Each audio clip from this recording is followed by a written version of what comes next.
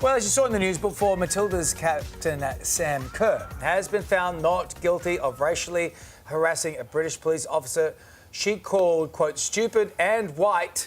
The jury delivering their verdict after deliberating for 4 whole hours. Yeah, let's get today's take on this with journalists Shelley Horton and John Mangos. They didn't take long to get to this verdict, Shell. But, you know, such a relief for Sam and her family. What was your reaction? I'm glad that she got the result that she did. I still think that this has been the biggest own goal of her career, and I think she still needs to pay in the court of public opinion. That was not showing leadership qualities. You do not get to get that drunk that you're vomiting in a cab and abusing a police officer, no matter what, if she was found She's not going to do it again, is she? Racial. Yes, I agree. But I think she should be stripped of being captain. Oh, I think really?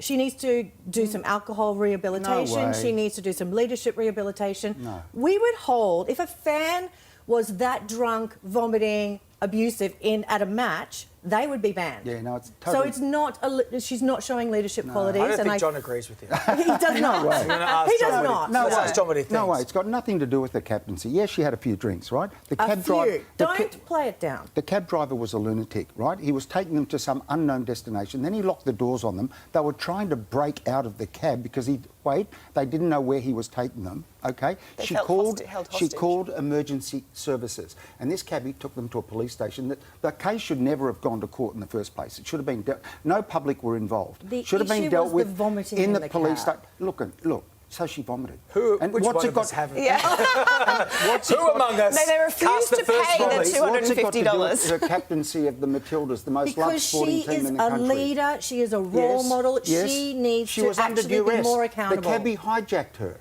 I don't think he did. I think he was upset because she vomited and then he drove her to a police station. But also, it wasn't the cabbie who took her to court. And the jury has vindicated me. She's not guilty. All right, hang on a second. Just in case you were wondering, and you haven't been here for a while, this is why we love having John and Shelley. Isn't this John's first day back? He's just come back for a look.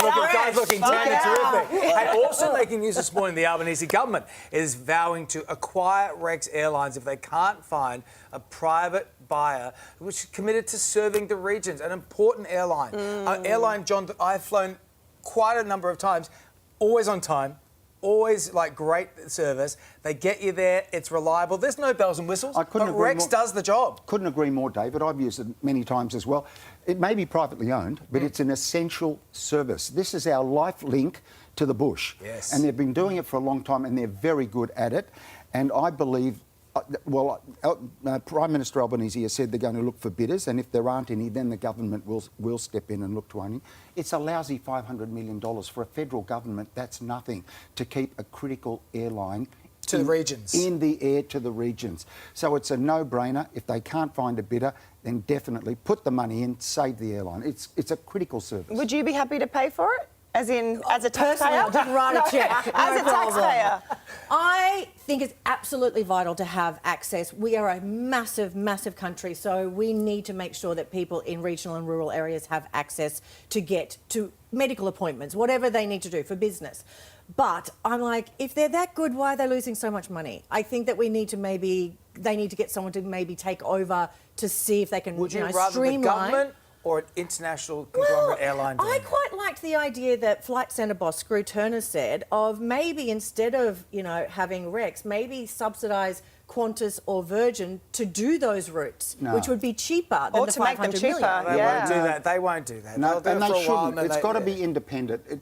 Qantas and Virgin have got enough of the market already. Yeah, you need competition. And they'll just cannibalise it if they take it over. I'll let John have that one. All right, okay, so it's 1-1. Okay. Shelley and John, back in your corners when we come back. Is this Mafs' most controversial moment ever? We weigh in on that remark from Groom Ryan that has the whole of Australia talking. More of Today Extra after this.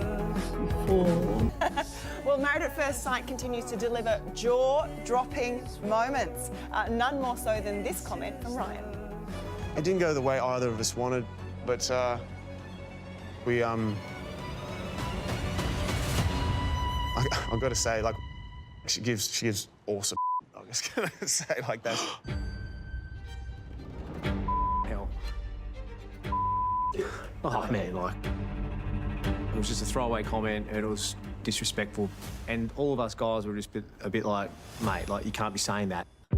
Fascinating stuff. Shelley and John are still here to discuss this show. Obviously, Ryan was here today. Yes. He's Yeah. publicly apologised. He's copped it on the chin. I am actually... And it was interesting to see the other guys in the room call him out as well. I'm really pleased that he owned it and he apologised. I think that's the only option he had. First instinct, But though? the thing that it was disgusting, and you can never say that. The thing that I loved was the nation gets to see the bro code being broken. You know what? It was This is what interesting, we wasn't it? need. This you can stand up and say, hey, that's not okay. Yeah. And that's what we need when it comes to anything that's disrespecting women, because this is where the ripple effect to domestic violence and all of that, nip it in the bud early. So I'm actually really proud that we get to see that. Interestingly, being the host of the official Married at First Sight podcast on 9 Now, straight after the dinner party, I interviewed Jackie about it. And So she doesn't know until the dinner party. So I chat to her about what it's like to hear that in front of everyone. Yeah. Well, it's she was- and knowing humiliating. that It's it's humiliating. humiliating. absolutely. Yeah. John, your thoughts? Yeah, well, I think the guy's reaction, which was to pounce on him, rightly so, says a lot about how they reacted to you. Don't bring locker room talk Yeah. onto a national forum on national TV and say something so inappropriate and so humiliating Yep. to the woman. It's just disgusting. You're right. I'm glad he came on this show and owned it and apologised for it. I'm not convinced that it's 100% sincere apology. I think it was a bit of an easy way out to come back and say, look, it was wrong, I'm sorry. He said it. He said it on TV. Better that he knew said sorry than he did it. It is, but he knew he was on national television, and we just don't He also use... knew he had a microphone on when That's they were filming. right. And, you know, But they forget. I mean, she was looking for compliments, but not that And one. also, jumping on your point too, I think it's interesting. You could see that he was laughing at it at the time. So he thought Yes, that he this thought it was jovial and blokey. this might be a blokey Yeah. joke thing to do. And the guys also thought, no, you can't even joke about it. That's No. right. And I Alessandra interesting. was in the room as In- well. in fact, We're watching, I think we're we- watching culture change a little bit. In fact, real he said time. to me off stage when we bumped into him, that I said, what were you thinking? He said, I thought it was a joke. Yeah. Now, if you think that's a joke, you need to realign your values. But it's interesting, And isn't this it? is also that, you know what, it's actually not even okay to have locker room talk. No, you're right. Locker room You're talk right. is not You're right. cool. You're right. Let's Save it, just for stop the, that. save it for the White House. Guys, good to have you both back together on the couch. The dream team. Good to see you. At least you ended in peace. Yes, we do. We always do. We always do. As opposed to other countries. Anyway, next on Today Extra, don't miss our one-on-one with the man behind the...